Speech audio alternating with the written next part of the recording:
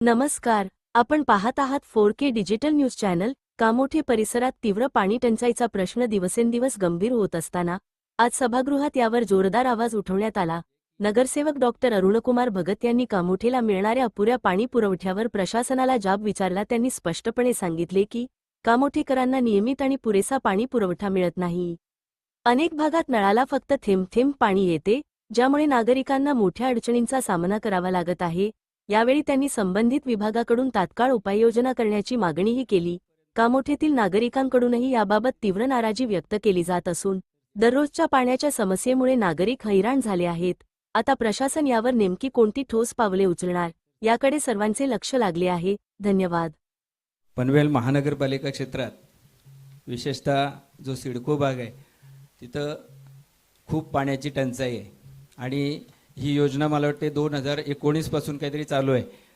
तर आम्हाला एवढं कळलं पाहिजे की ही योजनेचं काम कुठपर्यंत आलं आहे. कामोठ्याच्या बाबतीत बोलायचं झालं तर सर काही सेक्टरना अजिबातच पाणी येत नाही. म्हणजे जवळजवळ 70 ते 80 टँकर रोज पाणी पुरवलं जातं.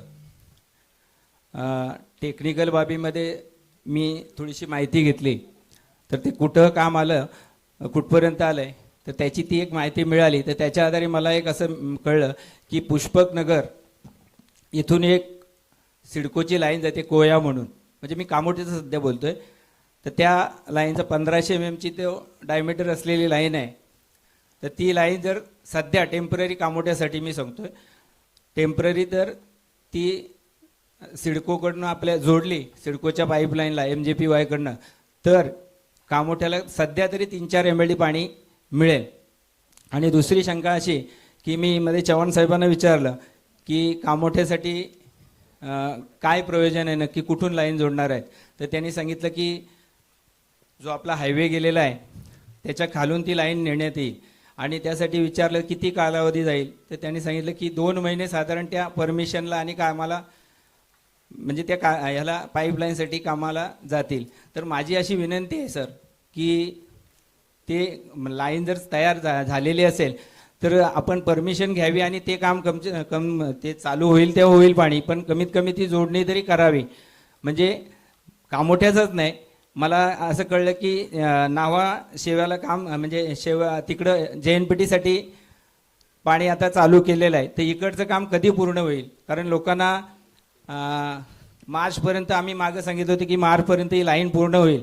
दरवर्षी दर महिन्याला आपल्या पालिकेची फॉलोअपसाठी मीटिंग होते आणि त्याच्यात पुढं काय झालं आहे ते कळावं. आणि मग मागच्या टर्ममध्ये मी सांगितलं होतं की आपण हात झटकून चालणार नाही, की पाणी हे लोकांना आपण टॅक्स घेतो तर पाणी पुरवलं पाहिजे. आपण सिडकोकडनं सगळ्या हँडओव्हर केल्या, व्यवस्था हँडओव्हर केल्या, फक्त पाण्याची राहिली.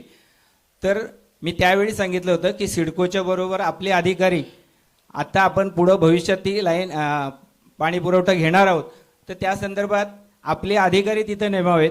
आता कामोठ्याला अडचण अशी आहे की 18-20 MLD पाणी यायचं तेव्हा पाणी पुरत होतं, आता जवळ 40 MLD पाणी येते, तरी पाण्याची टंचाई आहे.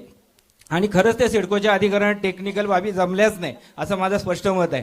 तर आपली टेक्निकल टीम तिथं पाठवून की याच्यात काहीतरी सुधारणा करता येईल याचा नक्की विचार करावा असं मला वाटतंय. थँक्यू.